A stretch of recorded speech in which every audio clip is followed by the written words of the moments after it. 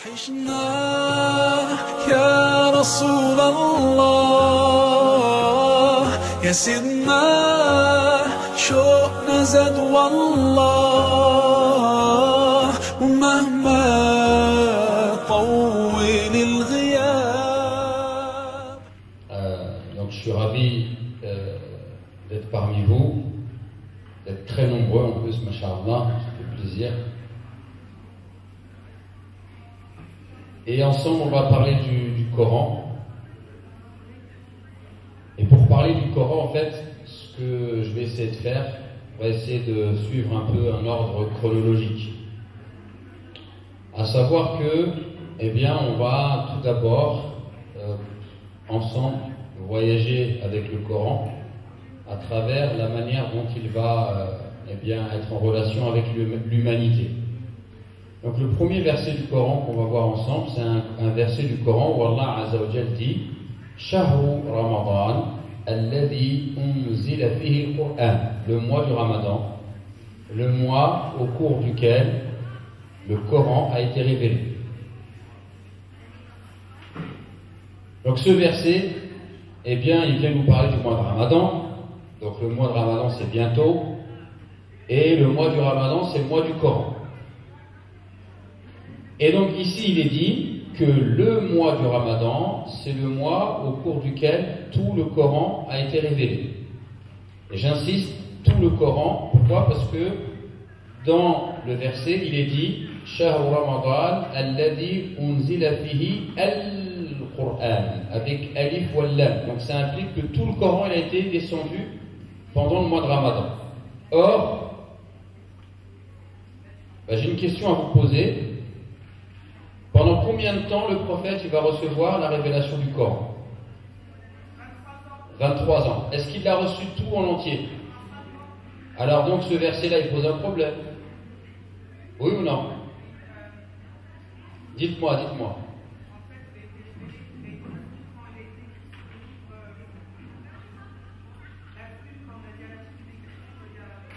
Alors vous n'êtes pas loin, vous êtes en train de faire une khira là, c'est une soupe. Mais c'est ça. En fait, il y a deux descentes. Il y a une première descente de Louh al-Mahfouz, d'accord? Une première descente des tablettes préservées à Bayt al-Izza. Bayt al-Izza, c'est la maison céleste qui est au-dessus de la Mecque. Et elle est dans les cieux et c'est l'endroit où les anges font le pèlerinage. Donc la première descente du Coran, c'est de Louh al-Mahfouz à Bayt al-Ma'mour. Et ça s'est passé pendant le mois de Ramadan, pendant la nuit du destin. Donc c'est pour ça qu'Allah ici fait référence à cela. Shahru Ramadan alladhi unzila fihi al-Qur'an. Et ça c'est la préparation pour, eh bien, la révélation du Coran qui va s'étaler sur 23 ans. Pendant 23 ans, Jibril, il ira à Bayt al-Izza, d'accord? Il descendra quelques versets sur la poitrine du prophète pendant 23 ans, petit bout par petit bout. Donc ici, qu'est-ce qu'on a? On a la révélation du Coran fis sama et dunya, c'est-à-dire c'est une révolution pour l'humanité. Pourquoi? Parce qu'Allah il nous honore de la descente de son livre. Et d'ailleurs, qu'est-ce qu'il nous demande de faire pendant ce mois-là pour célébrer, commémorer cet événement? Il nous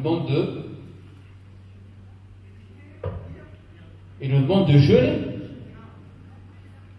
Et d'ailleurs, Shahru Ramadan alladhi unzila fihi al-Qur'an, comment ça se termine à la fin? Pour que vous soyez reconnaissants. Donc en fait, pourquoi on jeûne le mois de Ramadan? Eh bien, on jeûne pour célébrer la descente du Coran. Le jeûne du mois de Ramadan, en fait, pour le croyant, c'est une fête. On est en train de faire une fête. On est en train de faire la fête de la spiritualité. Le Coran, ça symbolise la nourriture spirituelle dont on a besoin. L'être humain, il a besoin de nourriture pour son corps, et il a besoin de nourriture pour son âme. Et le Coran, ça symbolise la nourriture dont le cœur et dont l'âme a besoin. Donc quoi de plus normal que de célébrer la descente du Coran, donc la nourriture spirituelle, par le fait de jeûner? Est-ce que vous comprenez cela? Extrêmement important à comprendre. Donc voilà comment le Coran il a été descendu en une seule fois au ciel, Bayt al-Ma'mour, Bayt al-Izza. D'accord? Et finalement, qu'est-ce qu'on nous demande de faire? On nous demande de jeûner. Pourquoi on nous demande de jeûner? Parce que ce Coran, c'est la nourriture spirituelle dont notre âme a besoin. Alors, c'est extrêmement important de revenir sur le rapport qu'on a au Coran. Et d'ailleurs, je vous invite à vous poser 2 questions. Posez-vous ces questions à vous-même. Vous pouvez écrire sur une feuille si vous avez. La première, comment vous percevez le Coran? Qu'est-ce que c'est que le Coran pour vous? Et deuxième question, comment vous vivez avec le Coran au quotidien? Parce qu'on s'aperçoit aujourd'hui, très souvent, le Coran, c'est quoi? Bon, alors on sait que c'est le livre d'Allah, mais ça se résume à aller acheter au marché un espèce de petit tableau que je vais accrocher avec une sourate du Coran. D'accord? Très souvent, en plus, on ne sait même pas ce que c'est. Ou là, on n'arrive même pas à lire, parce qu'en plus, comme c'est en calligraphie, c'est compliqué à lire. Et on accroche ça sur l'autre mur. Et on est content, on dit alhamdoulilah, j'ai mis le Coran dans la maison. Voilà, je l'ai accroché. Donc ça, on a un rapport un petit peu culturel et folklorique par rapport au Coran. Alors que si vous pouvez regarder dans la tradition du prophète, son histoire, jamais il a été rapporté qu'ils s'amusaient, eux, à orner leur maison de versets du Coran. D'accord? Je ne suis pas en train de dire que c'est le haram, c'est pas ça, c'est simplement le rapport qu'on a avec le Coran aujourd'hui. Et c'est important de se poser la question de savoir qu'est-ce que c'est que le Coran pour moi et comment je vis avec lui aujourd'hui. Donc, première chose, le Coran, c'est la nourriture spirituelle dont on a besoin, et c'est l'une des raisons qui a poussé Allah à nous demander de jeûner pendant le mois de Ramadan. Deuxième chose, le prophète, il va recevoir des versets du Coran. Les premiers versets qu'il va recevoir, ça va se passer dans une grotte. D'accord? Ghar Hira, la grotte de Hira, fi Jabal al-Nur, la montagne de la lumière. Ça va se passer quand? Est-ce que vous savez quand est-ce que ça va se passer? Il n'y a pas beaucoup de monde, alors si vous dormez tous, franchement, vous allez me faire dormir. Ça va se passer pendant le mois de Ramadan, pendant la nuit du destin. Donc regardez une deuxième chose. Le verset tout entier est descendu pendant la nuit du destin. Deuxième chose, les premiers versets qui vont descendre, ils vont descendre quand? Ils vont descendre pendant la nuit du destin, pendant le mois de Ramadan. Donc c'est pas le fruit du hasard. Pourquoi ça descend à ce moment-là, à votre avis? Pardon? Avale ton sandwich. Que j'ai pas entendu, Habibi, ce que tu as dit.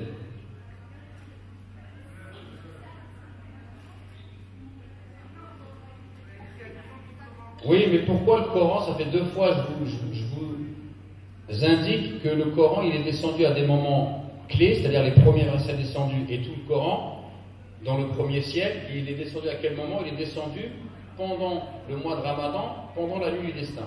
Il y a un mystère à soulever ici. Pourquoi cela? Oui. Par rapport à la lune, c'est-à-dire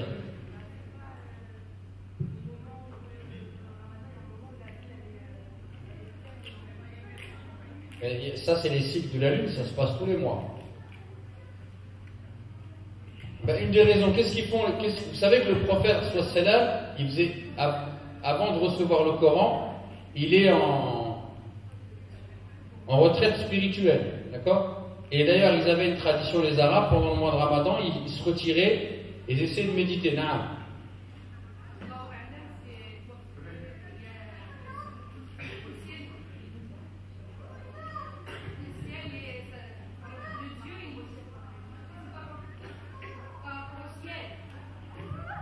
C'est-à-dire, le Dieu va du ciel et il accepte le dua à ce moment-là. Il descend au 7e cieux. Il descend au, je sais pas. Laylatul Qadr, c'est Laylatul Qadr. Allah il descend pas pendant Laylatul Qadr, c'est le Malaika. Malaika, voilà, pour que c'était le dua, pour que c'était le Qadr. Wallahu a'lam. Wallahu a'la wa a'la. Donc Allah il a révélé 2 fois le Coran pendant le mois de Ramadan, d'accord, et pendant la nuit du destin. Une des raisons, et c'est parmi les raisons les plus importantes, c'est que en fait c'est un mois où même, avant même l'avènement de l'islam, les gens ils avaient l'habitude de se mettre en retraite spirituelle. Et d'ailleurs le prophète, quand il reçoit le Coran, il est en retraite spirituelle dans une grotte. Retraite spirituelle, ça veut dire quoi? Qu'est-ce qu'il fait le prophète? Pourquoi il va dans une grotte tout seul? Il veut méditer. Il médite. Il est tout seul. Qu'est-ce que ça veut dire? Ça veut dire qu'il s'isole de la société dans laquelle il vit. D'accord? Il y a le train-train quotidien, le métro, boulot dodo que nous on connaît aujourd'hui. À l'époque aussi, il y a la société, il y a les us et coutumes, il y a l'idéologie dominante, il y a la pression sociale. Et le prophète, il sort de tout ça. Pourquoi il sort de tout ça? Parce que quand on veut réfléchir et on veut se remettre en question et on veut méditer, à un moment donné, il faut s'isoler. Il faut couper. D'accord? Et donc, d'ailleurs, le prophète, dans sa vie, il a été préparé à ça. Vous savez que le prophète, il va être orphelin. Il va avoir ni de père ni de mère. Il va grandir en étant orphelin. Il va perdre son père avant même de venir au monde, et il va perdre sa mère dans les premières années de son enfance. Et vous savez, une des raisons qui a été évoquée par les savants, c'est que Allah il a voulu s'occuper lui-même de son prophète. Donc tout ce que le prophète il a vécu les 40 premières années de sa vie, c'était pour le préparer à être prophète. Parmi les métiers que le prophète il va exercer, berger. Vers l'âge de 14 ans, il va être un berger. Un berger, comment il est? Il travaille tout seul, travaille avec des bêtes, la nature, il les amène dans des paysages immenses pour brouter. Donc il apprend l'isolement, il apprend à méditer, à regarder, à observer la création d'Allah subhanahu wa ta'ala. Donc dès son plus jeune âge, par son métier, il est orienté vers la méditation, etc. Deuxième chose, un autre métier, commerçant. Il va voyager vers le Chêne. Donc commerce c'est pareil, tu voyages, tu observes. Donc dès son plus jeune âge, à 14 ans, et puis par la suite, les métiers qu'il va exercer, le prophète vont l'orienter vers quoi? Vers le goût de la solitude, de l'isolement et de la méditation. Et il va recevoir le Coran à un moment où il est dans cette posture contemplative, dans cette posture de la méditation. D'accord? Et c'est à ce moment-là qu'il va recevoir le Coran. Donc le prophète, il s'isole dans une grotte. Une des raisons qui fait qu'il s'isole, c'est parce qu'il n'est pas d'accord avec ce qui se passe dans la société des Quraysh. Il n'est pas d'accord avec l'idolâtrie. Il n'est pas d'accord avec la débauche, l'alcoolisme. Il n'est pas d'accord avec la loi de la jungle. Il n'est pas d'accord avec tout ça. Et il cherche quelque chose. D'accord? Il cherche à comprendre le mystère du monde, le mystère de l'univers. Et donc il s'extrait tout seul. Et quand il est dans une grotte, qu'est-ce qu'il fait? Il regarde le ciel. Imaginez qu'il est dans le désert, subhanallah. Je ne sais pas si vous avez déjà été dans le désert, mais c'est impressionnant. Le ciel, il est à perte de vue, un ciel bleu dégagé à perte de vue, on se sent tout petit. Le désert, il regarde son corps. Il y a la nuit, le jour, le soleil, la lune, les étoiles, les petites bêtes, les montagnes.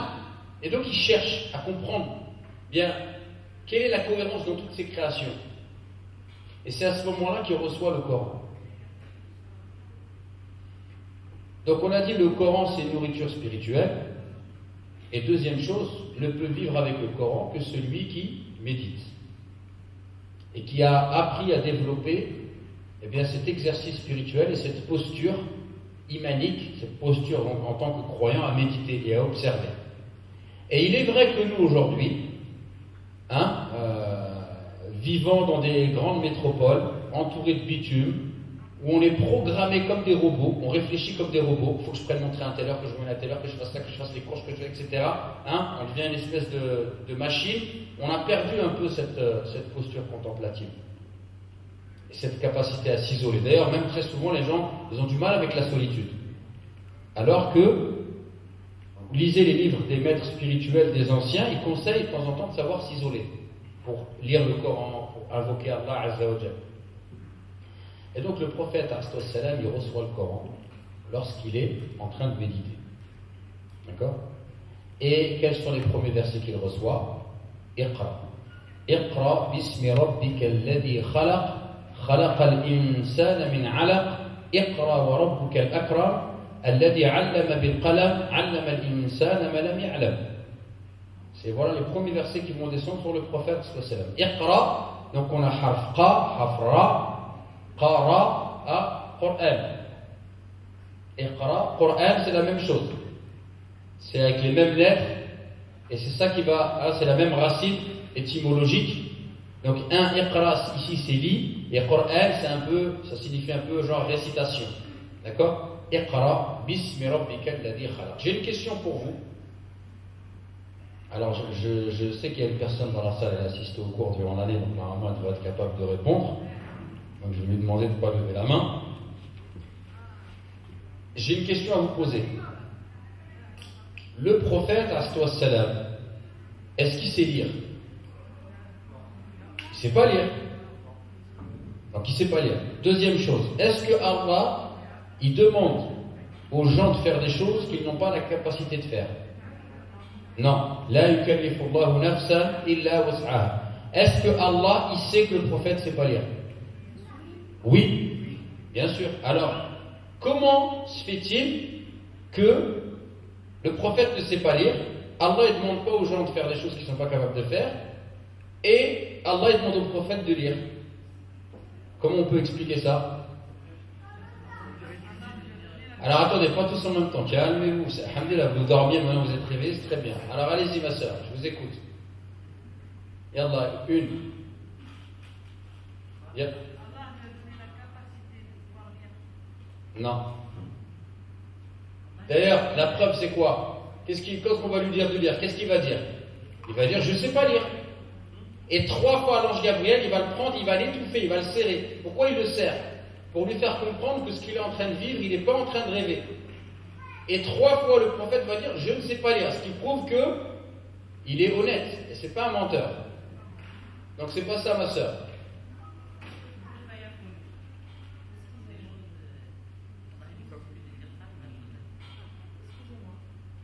Oui.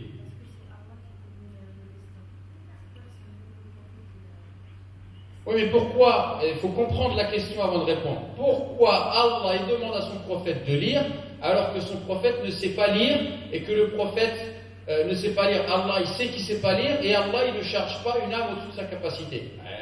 Oui. Comme ça, quand il rentre chez les gens, c'est une preuve, c'est la parole de Dieu.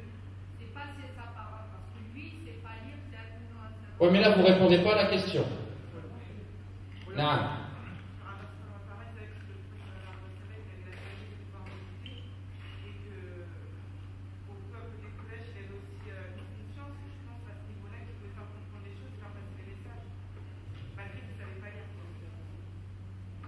Vous ne répondez pas à la question.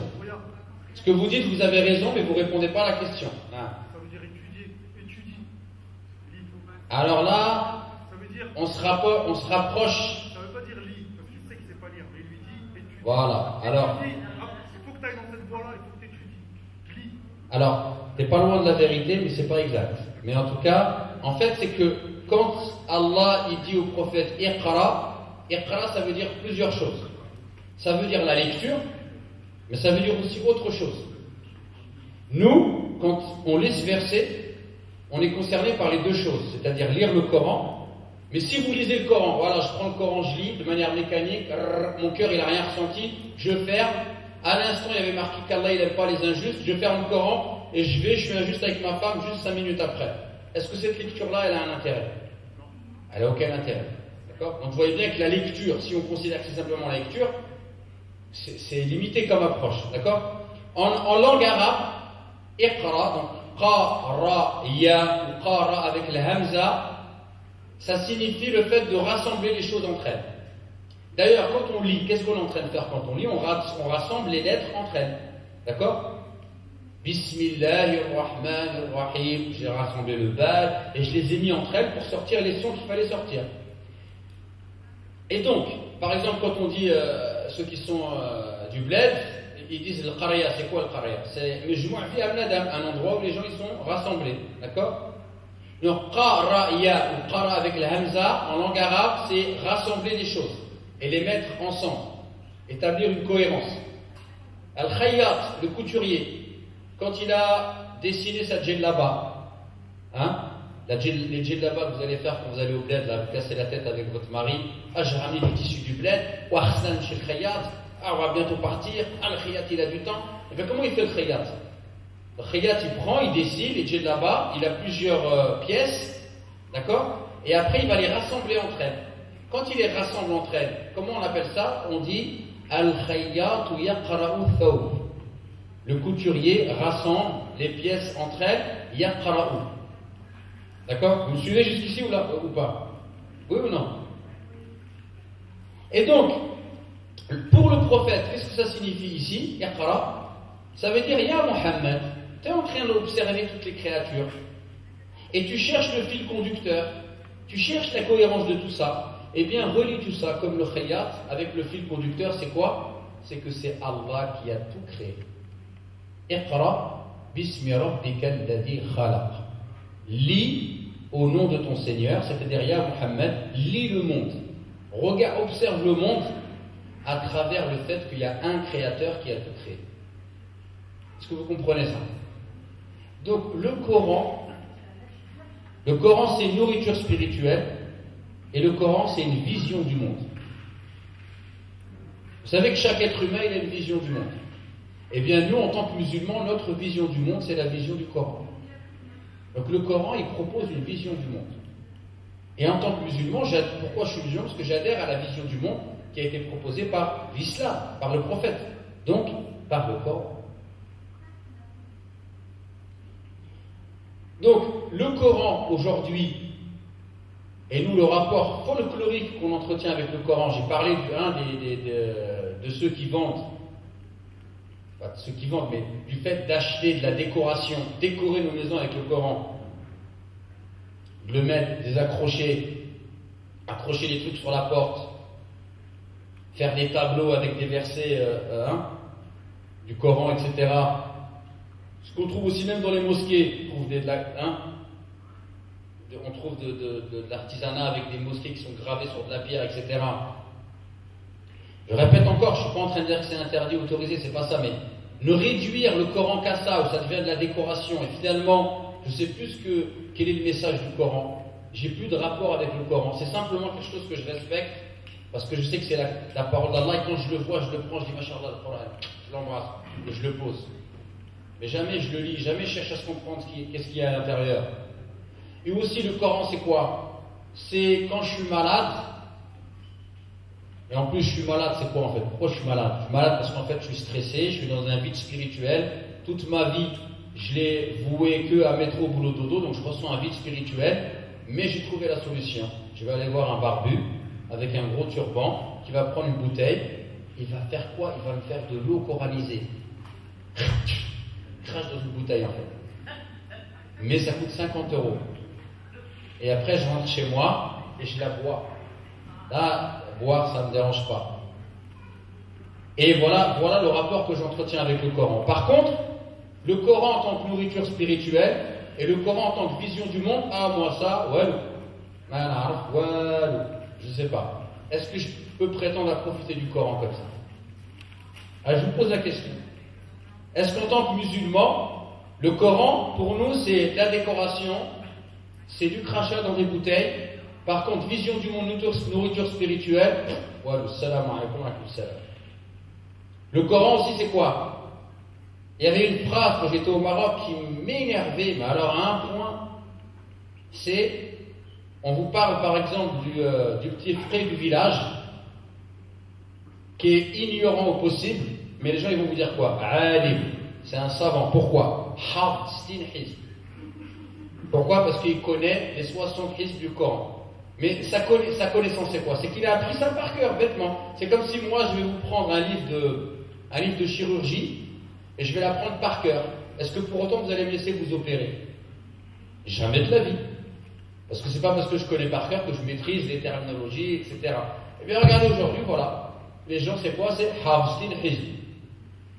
On a réduit le Coran à de la forme, à des sons, à des lettres. Ou alors, il y a ceux qui vont devenir spécialistes, ils vont passer 10 ans d'études pour savoir comment on dit voilà, et ils vont observer est-ce que vous mettez bien votre langue sur le côté. Attention, c'est un fun, c'est un art, c'est une science qui est respectable. Mais si le Coran c'est que ça, je ne vois plus le Coran que à travers quoi? qu'à travers ceux qui savent le réciter correctement et ceux qui ne savent pas le réciter correctement. Et il le récite correctement, si après il rentre chez lui, il bat sa femme, ou en tout cas, bref, il a un mauvais comportement, mais allez, il récite bien le Coran. Est-ce que le Coran, Allah il a descendu juste pour qu'on focalise sur la manière de le réciter? Au point qu'aujourd'hui, les gens, pour Taraweh, on va chercher tel mosquée, parce que Mashallah, il a une belle voix. On dirait que c'est devenu, les récitateurs du Coran, c'est comme le top 50, le hit machine. Il faut se poser la question. Ce qui est fondamental dans le Coran, c'est quoi? C'est que c'est une nourriture spirituelle et c'est que c'est une vision du monde. Si vous n'avez pas ça dans votre rapport au Coran, vous êtes à côté de la plaque. Excusez-moi, c'est un peu rentre dedans, mais c'est parce que c'est la réalité. Si on ne revient pas au Coran en considérant que c'est une nourriture spirituelle dont on a besoin pour être équilibré, pour être bien, et si on ne considère pas que le Coran également est une vision du monde, que je dois apprendre à regarder le monde à travers le prisme du Coran, bon, là je suis à côté de la plaque. Vous savez, vous pouvez trouver un livre du docteur, alors je crois que c'est pas Hani, je crois que c'est Heri ou là, en tout cas il s'appelle Bousserwal. Vous pouvez trouver ces livres-là, vous pouvez trouver dans les maktabas en français. C'est un livre qui est traduit en français qui s'appelle Le Coran, ce que les Occidentaux en pensent. Ce que les Occidentaux ils pensent du Coran. Il y a énormément de paroles qui sont apportées par des intellectuels, des philosophes, des prêtres, des rabbins, etc., etc. Et il y a deux paroles qui m'ont frappé quand j'ai lu ce livre. Une première parole, c'est d'un député anglais qui a prononcé à la Chambre des Lords, l'équivalent de l'Assemblée nationale Ta'ala. L'Assemblée nationale française, ils ont la Chambre des Lords, of course, d'accord, en Angleterre. Et donc une personne, elle a tenu un discours, un député anglais, au Parlement anglais, et il a dit, tant qu'on ne coupera pas les musulmans du Coran, cette civilisation musulmane qu'on va voir disparaître, on n'arrivera jamais à la faire disparaître. Et vous avez aussi également, alors je ne sais plus si c'est le général Lacoste ou le général Lyoté, je crois que c'est le général Lacoste, lorsqu'il y avait la guerre d'Algérie, on lui a reproché de ne pas avoir réussi à asservir totalement le peuple algérien. Et il leur répondra, que voulez-vous que j'y fasse si le Coran est plus fort que la France? Donc, les gens qui ne sont pas musulmans, ils ont compris en fait que ce qui maintenait en vie du moins ce qu'il en reste, cette civilisation musulmane, cette culture, c'est sa source. C'est ça qui la maintient en vie. Et tant qu'elle sera là, cette civilisation-là, on n'arrivera pas à la faire mourir totalement. Et Dieu sait que des gens, ils ont essayé. Les gens, ils ont donné leur vie pour essayer d'anéantir cette société, ou plutôt cette civilisation et cette culture et cette religion. Et malgré tout ce qu'on peut dire, c'est l'une des religions qui est encore le plus vivant dans le cœur des gens. Avec, bien sûr, je suis pas dans l'angélisme, en train de dépeindre un tableau rayonnant. On a conscience de tous les problèmes des musulmans, mais malgré tout, trouvez-moi une communauté qui se réunit autant pendant un mois tous les soirs, qui jeûne de 4h du matin jusqu'à 22h, et qui en plus le soir vient dans les mosquées pour écouter du Coran. Et en plus, ils n'y comprennent rien pour la plupart. Trouvez-moi où vous pouvez trouver ça. Nulle part. Ça, c'est la magie du Coran. C'est la force du Coran. Donc, il est dramatique et triste de voir qu'aujourd'hui, encore, nous avons ce livre qui nous réunit tous, qui est le livre, et on va le voir si j'ai le temps là, qui est le livre que le prophète il a utilisé pour éduquer sa communauté, pour les sortir des ténèbres vers la lumière, pour donner vie aux gens. Il est là, il est à portée de main. Et Allah, il l'a rendu facile pour tout le monde. Allah, il nous dit, si vous voulez, et son prophète, si vous voulez devenir des spécialistes de l'exégèse coranique, ça va vous prendre toute votre vie. Par contre, si vous voulez lire le Coran en tant que simple croyant, et en faire une source d'inspiration, une source de rappel, une source de motivation dans votre vie, ça c'est accessible à tout le monde. Allah il dit dans le Coran, وَلَقَدْ يَسَّرْنَا الْقُرْآنَ لِلذِّكْرِ فَهَلْ مِن مُدَّكِرٍ. Nous avons facilité le Coran pour le rappel. Y a-t-il des gens qui veulent se rappeler? Et Allah il a blâmé les gens qui lisaient le Coran sans méditer. أَفَلَا يَتَدَبَّرُونَ الْقُرْآنَ أَمْ عَلَى قُلُوبٍ أَقْفَالُهَا. Ne méditent-ils pas le Coran ou ont-ils des cadenas sur leur cœur?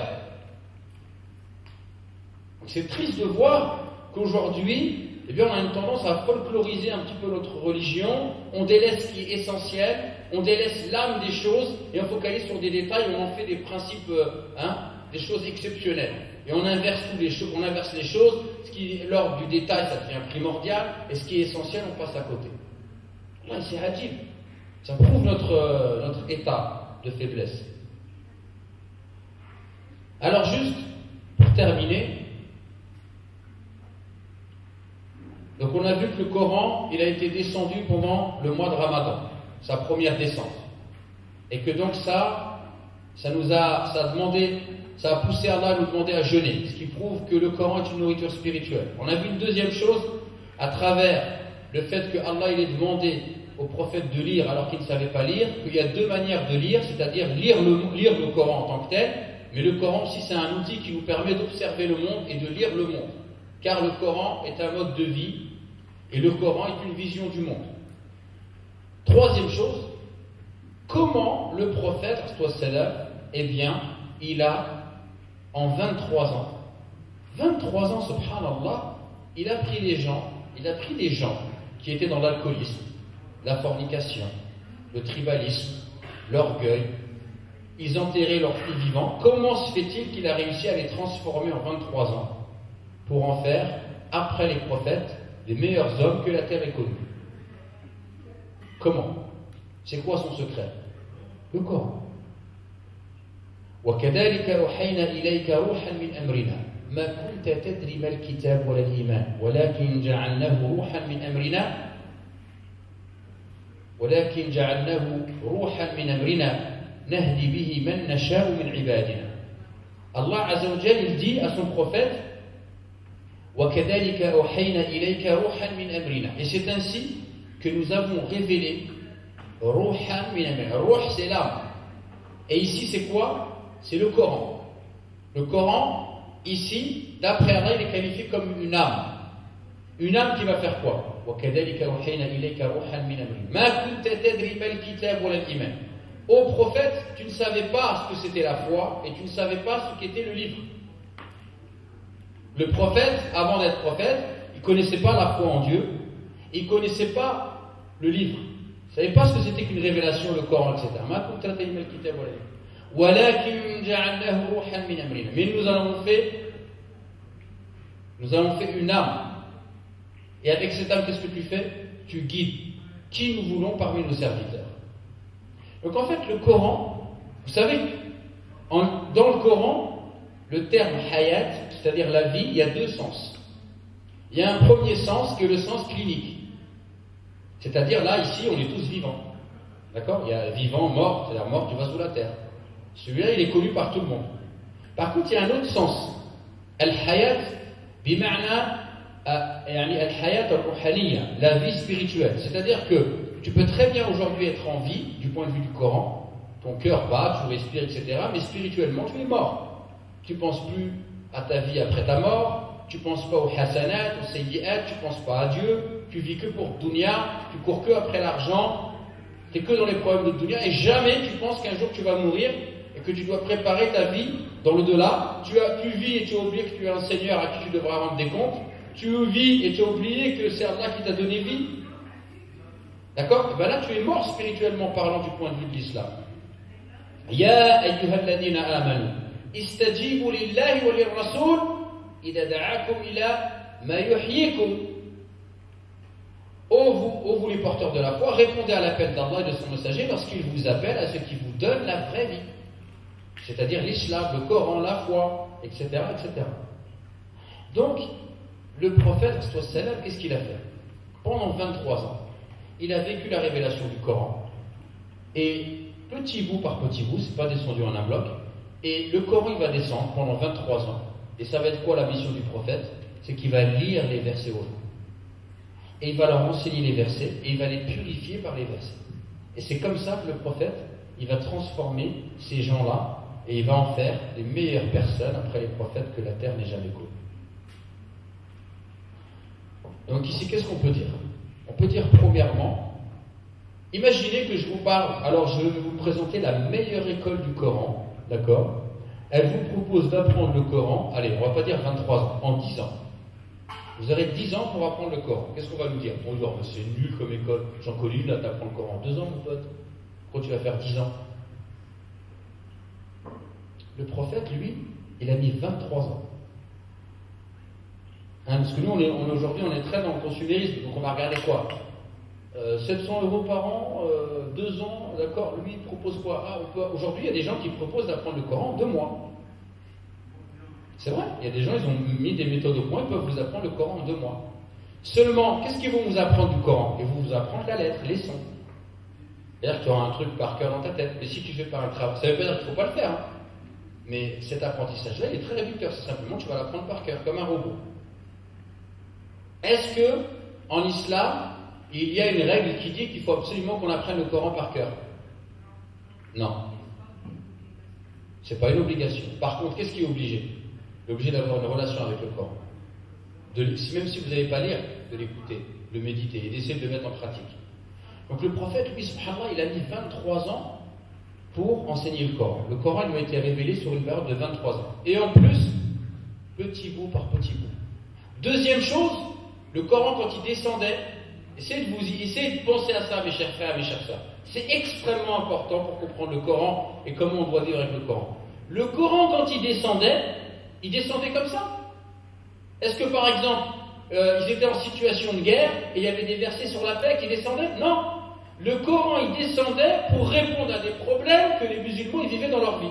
Donc, pour les premiers musulmans, le Coran, c'est la vie. Il est directement lié à ce qu'ils sont en train de vivre. Nous, aujourd'hui, tu as une vie où elle est où ta vie? Et quand tu ouvres le Coran, où est-ce que tu es? On ne connecte pas, c'est-à-dire le Coran à nos vies, à ce que tu ressens. Pour nous, le Coran, c'est un truc sacré. Tu t'assois, là, pendant le ramadan, on va tous lire le Coran. Mais jamais on connecte à ce qu'on vit, à ce qu'on ressent, à ce qu'on observe. Cette lecture-là, elle ne pourra donner aucun fruit. Le Coran, quand il est descendu pour les gens de l'époque, le Coran, c'est les lunettes dont ils ont besoin pour regarder la vie qu'ils sont en train de vivre. Le Coran, c'est les réponses qui viennent aux questions qui sont posées par la vie au quotidien.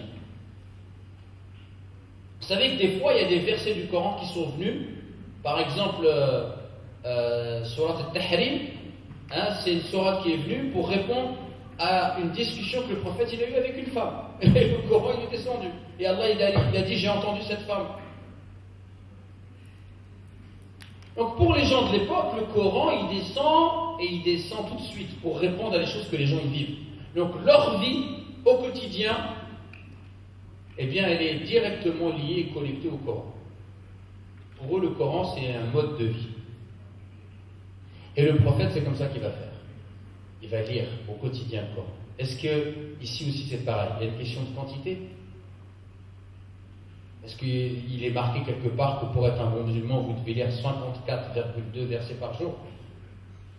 C'est une question que je vous pose. Non. Par contre, tous les jours, on lit un petit peu.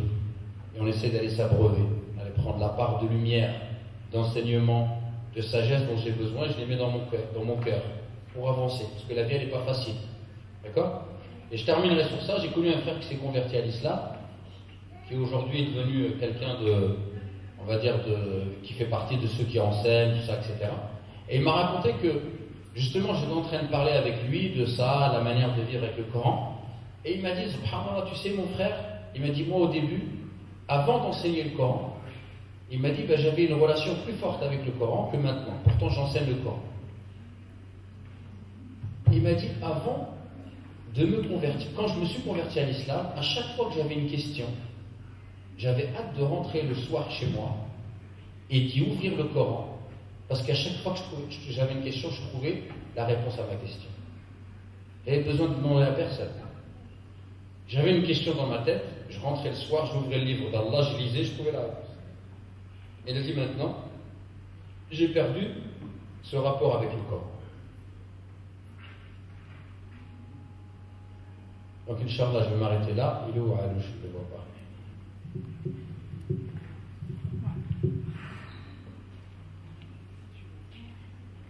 Elle n'est pas là, la sœur Elle est là. Eh ben, Inch'Allah, on l'invite à venir. On fera des questions-réponses. Ils feront des questions-réponses avec l'Ustedaj. وحشنا يا رسول الله يا سيدنا شوقنا زاد والله ومهما طول الغياب